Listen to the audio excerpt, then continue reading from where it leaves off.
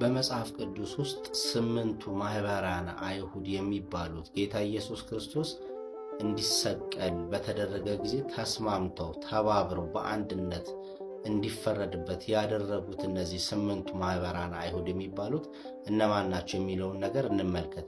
እንግዲህ እነዚህ ስምንቱ ማህበራነ አይሁድ የሚባሉት በአይሁድ ውስጥ ያሉ ነገር ግን በተለያየ አስተምህሮ በተለያየ ልማድ ውስጥ ያሉና የየራሳቸውን ሂደትና ጎዳና የሚከተሉ ናቸው ማለት ነው። እነዚህ ማህበራት ውስጥ ከሞላ ጎደል ብዙዎቹን የምታውቋቸው ሲሆን እስኪ አንድ ላይ አድርገን ጨምቀን ግን እንመልከታቸው ከነባህሪያቸው ማለት ነው።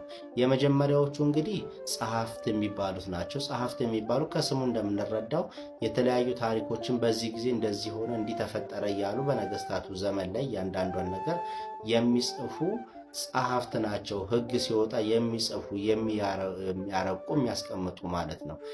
ሌሎቹ ፈሪሳውያን የሚባሉት ናቸው። እነዚህ ፈሪሳውያን የሚባሉት ደግሞ ወግ አጥባቂዎችና እኛንን ሁሉን የምናውቀው ብለው ፈላጭ ቆራጭ ሆነው ራሳቸውን እያመጻደቁ የሚኖሩ ግብዝ ማህበረሰቦች ናቸው።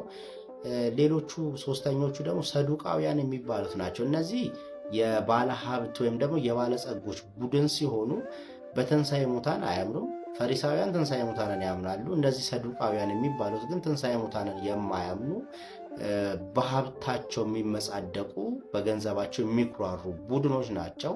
አራተኞቹ እንግዲህ ረበናት የሚባሉት ናቸው። ረቢ ማለት መምህር ማለት አይደለ። ረበናት ሲሆን ደግሞ ብዙዎች መምህራን እንደማለት ነው።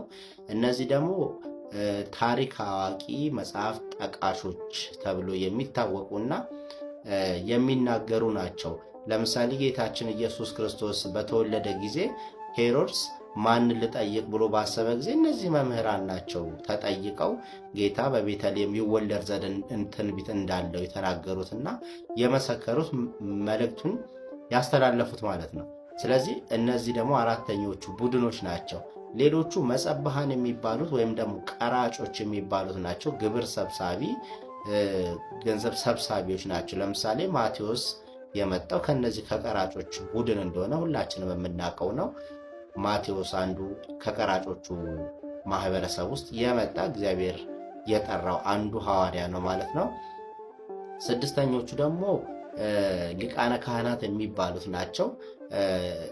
ይሄ ሱፕሪም የሚባሉ አለ አይደለ፣ ከንጉሱ በታች ያሉት በእንደዚህ አይነት መልኩ ያሉና ይሄ ነው ብለው ነገሮችን የሚወስኑ ሕግ የሚያወጡ የሚያረቁ በበላይነት የሚመሩ አካላት ናቸው። እነዚህ ሊቃነ ካህናት የሚባሉት ማለት ነው። ጌታችን ኢየሱስ ክርስቶስ በተፈረደበት ጊዜ ይሰቀል እያሉ ህዝቡን ሲያሳምፁ የነበሩ ይሙት እያሉ ብዙ ነገሮችን ሲያደርጉ ከነበሩት ውስጥ እነዚህ ሊቃነ ካህናት አንደኞቹ ናቸው።